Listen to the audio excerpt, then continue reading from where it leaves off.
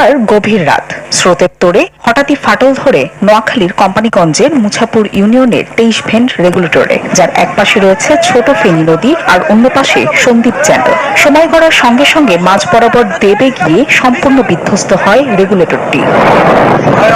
সোমবার দুপুরে ঘটনাস্থলে যান জেলা প্রশাসক, পানি উন্নয়ন বোর্ড সহ সেনাবাহিনীর একটি দল। ভাটার সময় বন্যার পানি নেমে গেলেও জোয়ারে আবার লোকালয়ে পানি প্রবেশের শঙ্কা তাদের। আবার পানি দ্রুত নেমে যাবে, এটা একটা প্লাস পয়েন্ট, কিন্তু আবার সমস্যা হবে যখন আবার জোয়ার আসবে, জোয়ারে পানিগুলো ভিতরে ঢুকে যাবে, ভিতরে ঢুকে গেলে আমার এলাকা লবণাক্ত হয়ে যাবে। যদিও পানি উন্নয়ন বোর্ড বলছে রেগুলেটর ধসে গেলেও বন্যার পানি নিষ্কাশনে কোনো বাধা সৃষ্টি হবে না। 650 মিটার দূরে আপনার হচ্ছে সন্দ্বীপ চ্যানেল অবস্থিত।